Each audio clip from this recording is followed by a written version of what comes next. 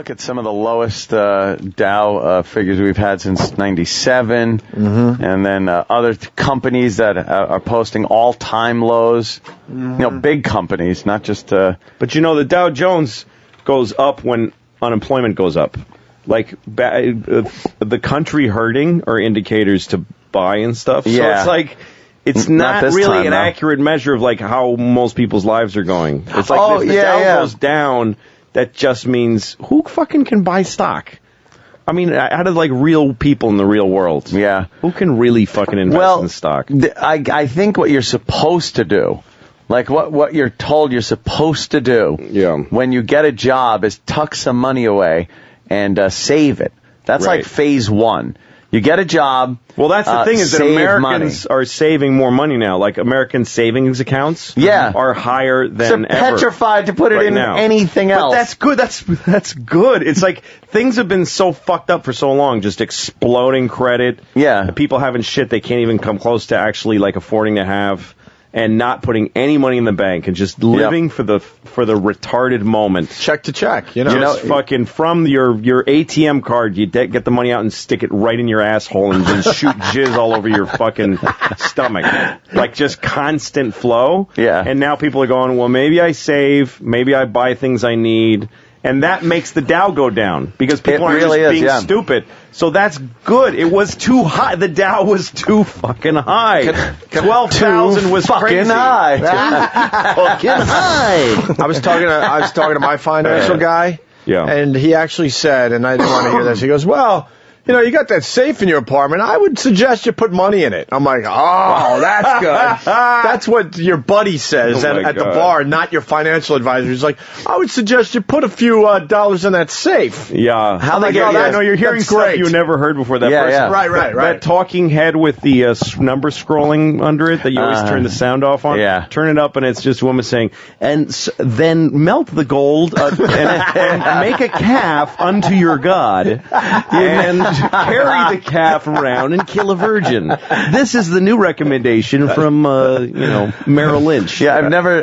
turn up the volume and say, bury your money in the backyard. Yeah, exactly. You've never needed a Diamonds are an smelter. excellently portable way to escape the country. So true, man. Swallow the diamonds inside of a condom. It really has gotten to the point where, you just... Should you buy gold and just bury it like a pirate? But then, see, I'm afraid of doing that because gold is so psychological. You're idea a gold that it has. guy. I have some gold coins. Money is more psychological those gold coins that I bought they were like $700 each, and it's up to $9.90 an ounce right now. There you go. But I would never put everything in gold because gold is this idea that it's worth something, and tomorrow everyone could say gold is worth nothing. But gold has more realism to it than cash does. Yes, it does. It's true. Like it's hard to believe and really grasp, but Louis makes a good point though. If the whole world gets together and go, you know what? This ain't worth shit. The gold should not be worth shit, and that'll solve all our problems.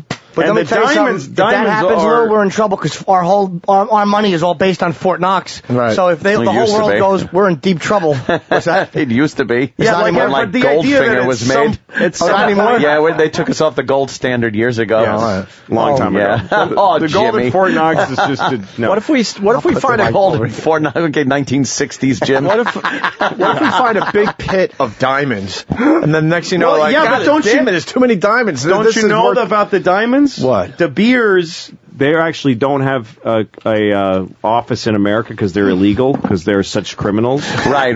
Literally, human rights. They're not allowed here. It's just awful. It's not because of that. Their practices, like economically, there are way more diamonds than there are like fucking rocks in your backyard, in your gravel driveway. For real? There are but the De Beers company hoards them. Like, they use these, like, fucking cartels and armies and stuff and warlords. Really? They hoard diamonds. They have a massive load of diamonds, and they control the price by meting it out how much they want to. And then every time a competitor starts making diamonds, they kill them? They flood the market with diamonds and lower the value of it. Wow. And then aren't they so that company beautiful goes and down. Sparkly? Yeah, but they're common. They're fucking common. They are. They're not that. And if the De Beers company tomorrow could say diamonds are worth fucking Starburst fruit chews. Well, Where are so they don't based buy out of? those. Yeah. Where are they based out of?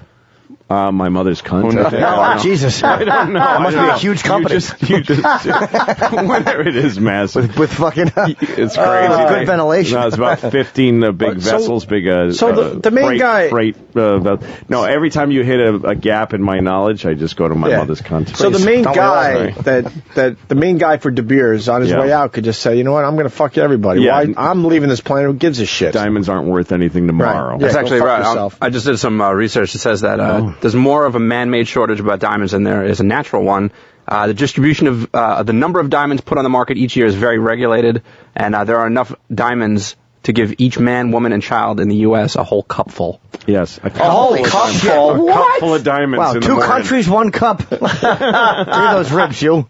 What the fuck? I didn't know that. I thought that was I saw it on 60 Minutes. It's kind of like OPEC. So, they take the oil and say, well, we're just not going to pump as much out. Except for oil is a resource that's used by the supply and demand, my billions friend. of gallons. Supply and demand. Yeah. Diamonds. If you are... They're a girl's best friend, I hear. Oh. Yeah, because girls are cunts and they don't care who dies for their fucking sparkles. Yes. That's actually too long for the slogan, but I like it. I like that. That's a little slug line. That's nice. That's De Beers. Yeah, Tiffany. Tiffany should use that one. Tiffany's.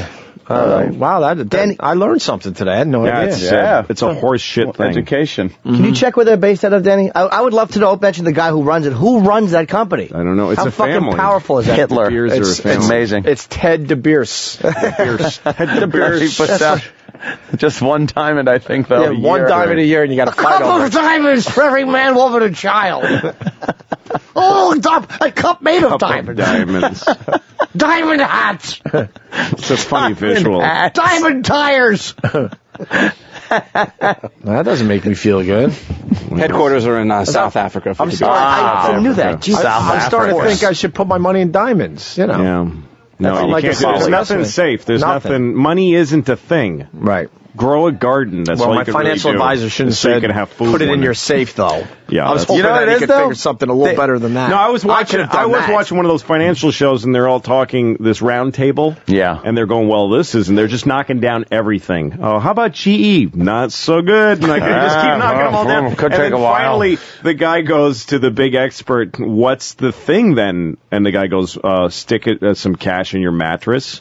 And everybody laughed, and then went, really? He was serious. He goes, no, stick cash in your mattress. Like, they weren't kidding. And they all looked kind of pale as they went to the credits. Like, oh my God, we actually just said that. We're real advice. And it was real advice. Yeah. The financial advisor would always tell you, don't put money in the bank when there's low interest, because you'll have the money in the bank, but the interest rate will not outweigh the cost of living increase over the years. So you're actually losing money having it in that bank. Well, and I would always sit there and go, stuff that are offsetting. Well, no, you know what it is though. If you have a lot of money in a bank account, they have like where you don't pay a fee. Right. So I'm sitting there and I couldn't grasp it. I'm going, I understand what you're saying. Like if I'm making 1% on my money because the interest rate's so low, but if I have X amount of dollars in the bank, in a month from now, I'm going to have X amount plus 1%. Not down $18,000 because the fucking stock dropped. I don't care if it doesn't outweigh the cost of living. No, exactly. I'll deal with that. I just want to know that I'm going to have what... I don't need that much. Just tell me I'm going to have what I started with. Remember what I don't get though, like when money, when like with inflation, like that idea that you take a truckload, like there was a time in our country where you needed a wheelbarrow of money to buy a loaf of bread. That whole But if those people, those dollar bills that they had in that wheelbarrow, if they held on to them, and then when things got good, isn't that now just worth wait a while? Now money? It's worth a bunch. $1 million you spent on a loaf of bread. Just wait. Don't buy the bread with it. Steal the bread like a man. I remember our and then you'll have $1 million. Yes. I remember our financial advisor, because Ann and I have the same guy. He actually bragged to me. He goes, well, I'm losing less than the other guys, so that's why you should continue with me. Wow. And I'm like, that was his pitch, though, because it got so weird out there. It's like, no, you still want your money in these investments, and you want it with me because I'm certainly losing less than the other guys. I'm using mine to put equity and as a in my consumer, home. I'm like, What? That doesn't make me feel good. No. I don't know. My accountant called me like after the biggest crash October, day. November, and he said, "You're the only person I got good news for because you don't have any fucking money." You're broke. He said, "You're the only client I have who lost nothing." He called today. you to make himself feel better. Exactly. Because I had no. He had such a rough day. He's like, "Who on this list is exactly?" I could call to. You really don't know what to do with your cash. No, I just put it in. Like I said, I put it in my home equity. I just paid mortgage. Fuck, what else can you do? It's like, I'm sick of paying the bank interest. See, and then I go, because that's the other thing people say. The one thing that's, that land is perfect because there's always more people, there's never more land. Yeah. But then I think, but then there's going to be the revolution, and the brown people are going to say, you're going to steal my land. I don't care what your lease says. I don't care what your title says. That's why you need to buy guns. You need to buy a gun guns and land. One of the solutions to the woes out there, the economic woes, is a situation. Is what? A situation. Less people. Plague or something. Some kind of situation will make things a lot better. We're reaching some kind of limits here. There's just not. The thing is, it's another reason again why it's good that this shit's happening because you can't keep getting more. This idea of wealth that's not based on, hey, we just found more stuff in America and we're selling it to other places. Right. It's just we're selling each other experience and orgasms. And just trading money to the point where there's just money that's not based in anything. It's not based on some gold. Yeah. It's not based on that we're carting more fucking oats to China. It's this, we're selling our debt to China. That's our big, that thing that people say now that's our biggest export is debt. Did you know that? Yeah. That outstrips by far any cars we make or any steel. Yeah, we sell them debt. It's the biggest thing that we sell is buy some of our debt, and now we owe you the money instead of we owe you Bank money of America. Plus. Yeah, so that's plus interest. Why wouldn't that crumble? Why wouldn't that stop and go like, well, there's not more stuff? Because we have atom bombs. Like, that's what I mean. No, I know, but we have atom bombs. It's not going to be an invasion. It's an implosion. It's just that we don't have the fucking resources or even the education or knowledge or the talent or the wherewithal. Wherewithal, Jimmy. I think eventually we'll just say, we're not paying you back. And then if you argue with it, we will just drop huge bombs on you. That's fine, but we don't have anything to give each other anymore. We don't have anything. At some point, you tap out. Come up with a widget. It's just widgets. They're just fake things. We're just trading widgets for paper. Yep. For imaginary things that are worth little things on an abacus. I remember I was in Arizona once and I stopped at a gas station that's also a Nathan's Hot Dogs Subway. Wow, in Arizona. Subway, Dunkin' Donuts, Baskin Robbins, 7-Eleven store. And this pasty, skinny, malformed white American kid with like chunks out of his hair, like he just cut his own hair like he was brushing it in the morning, just to keep the length down. I just pictured him looking in the mirror, half asleep, like literally just using scissors like they're a comb. Yeah. And then he's selling a fucking Subway sandwich to a dude that's him. There's no difference between the two guys. He made it for him. They're just both sleepy. Can you put onions on it? And he goes, yeah, these onions? Yeah, okay.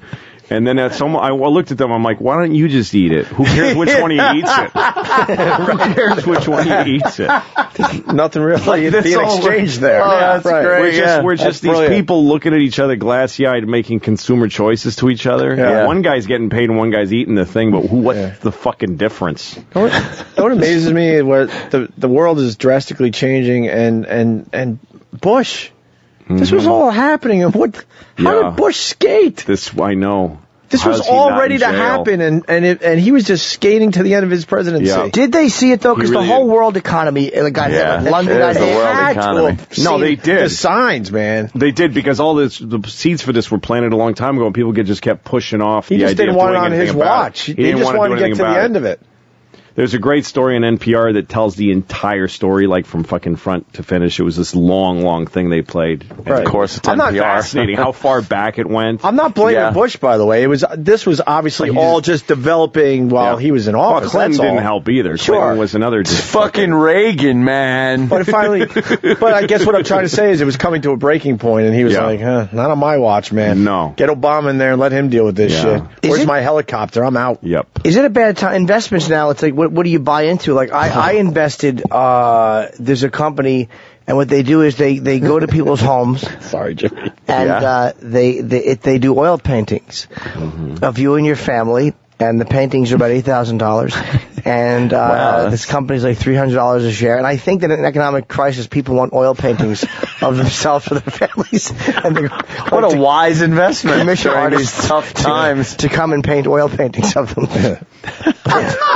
You know what? There is a story about this painter I saw on I think it was on 60 Minutes. This guy who's an American painter, and he paints just shitty landscapes like you see like in a hotel lobby. Yeah. But he became hot as a painter. Like people just really dig him. This is to me like a great example of what is wrong with the whole fucking world, country, really.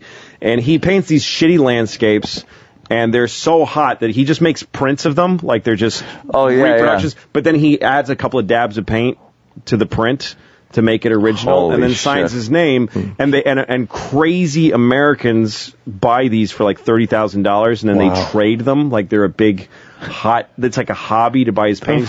But people like mortgage their homes to buy his paintings. They get obsessed. So they showed him, he flies into Houston in a private jet and goes to this big hall, and it looks like a EST meeting or something. It's thousands of people, like he's God, and he's got a headset, you know, like Garth Brooks, like he's kind of like a Garth Brooksy cowboyish kind of guy. I'm a painter, man. Watch this shit.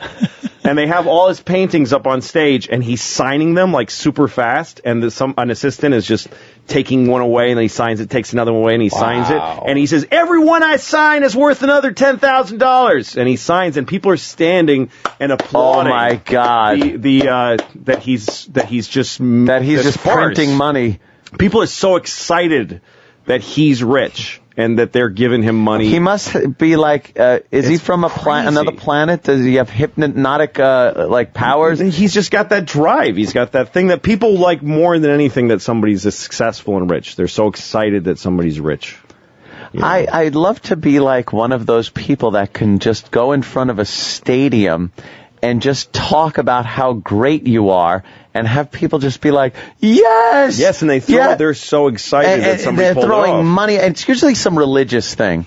You know, I gotta get a cult. It's a lot. There is a comedian in the world who succeeded that way. The number one thing people love about that comedian is how successful he is. Like if you look at people writing about him, the first thing they say is, look how many of these he's sold, and look how great. They don't. The germ of like what he actually does, that's arbitrary. He's a success story. Yeah. Look how many friends he has on this thing, and look how much. Look at Tony Robbins. For years, he was like fucking the lurch of of being amazing. Yeah. And he'd get out there and just tell people how to make it. Yep. And they were fucking like falling down crying watching this guy. How do you pull that off? And a small percentage of those people will ever make it, even though they buy right into his concept. It's Thomas amazing. Kincaid? None of them. What? Thomas Kincaid, the painter? I think that's his name. No, it's Reuben Kincaid. Reuben's his agent is his brother. Oh, is it? Yes, Thomas is Once the he got rid of that pain in the ass redheaded boy, yes, he was able to concentrate on his brother's career. Fucking pedophile who's chasing after that little redheaded boy. That show that Louie's talking about is on NPR. It's called The Giant Pool of Money. That's what it is. The hell is that about? Thank you. I know it's the show you're referencing. Amazing. Thank you, Matt. What it is that there's this thing called the giant pool of money. Right. It's all the money in the world that's in a bank, basically. That it's a lot of it is Chinese. Like a huge amount of it is Chinese. Yeah. And that's the money that fuels investments and saving and credit. That's where credit comes from. And in China, they were making so much money with their booming economy that their part of the giant pool of money became really huge. And there's all these people that invest that giant pool of money to make it grow. Their obsession is to make it bigger and bigger. So there was too much Chinese money, and they ran out of investments. Like, America's a great place to come and invest in shit. They ran out of investments, and their favorite one was these mortgages.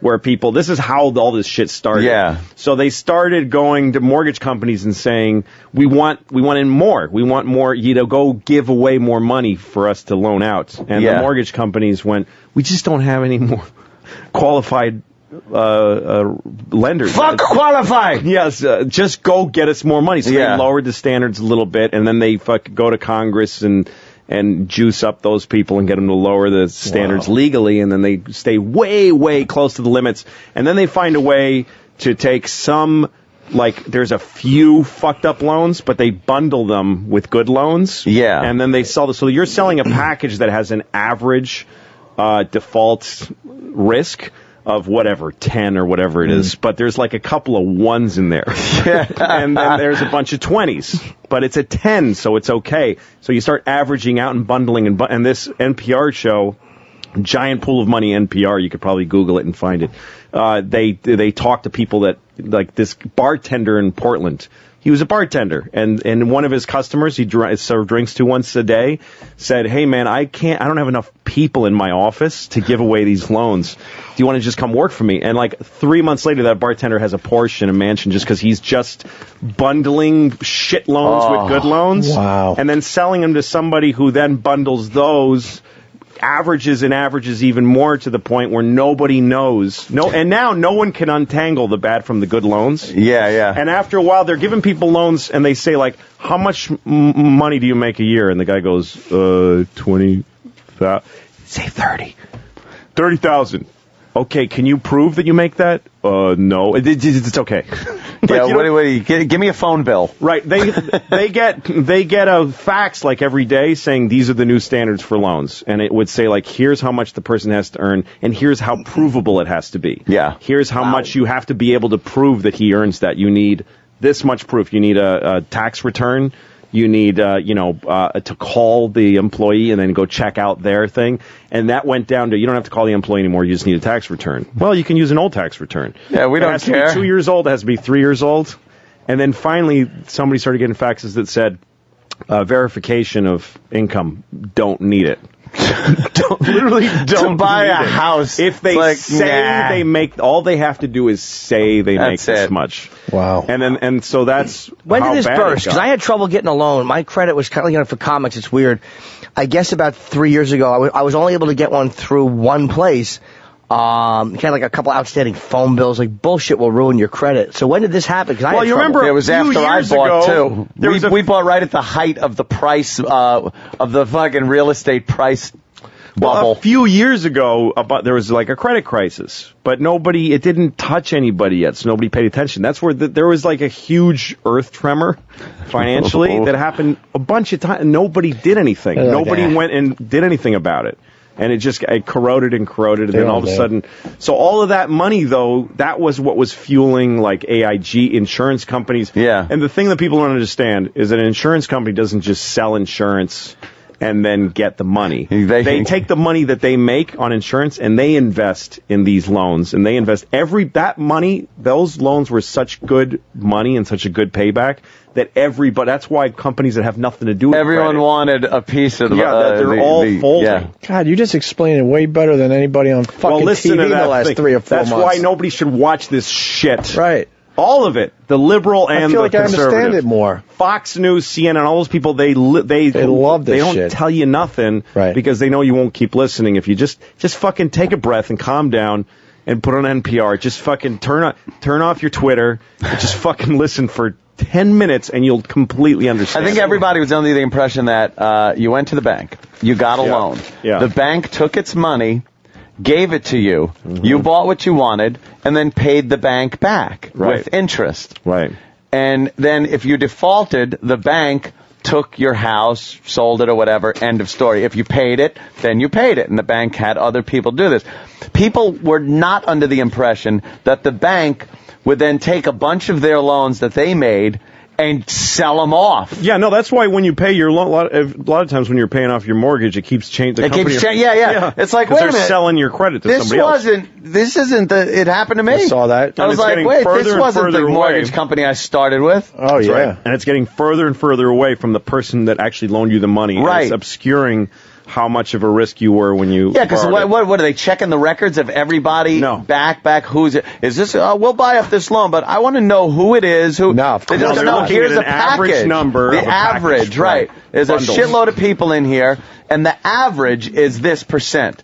Okay, we don't care who's in there. No, and there are still banks in America that are small neighborhood banks that literally they balance how their community is doing, and they actually know who they're loaning to. Yeah, but those are the ones shit that all of a sudden sustains. the doors shut and you can't get your money out. Yeah, Those are like, wait a minute, look, so is Bob's bank. It's in his cab and it's in his house. No, your money's not here. Like not actually here in a vault. Wait, how is let me ask you, how is this selling of loans legal?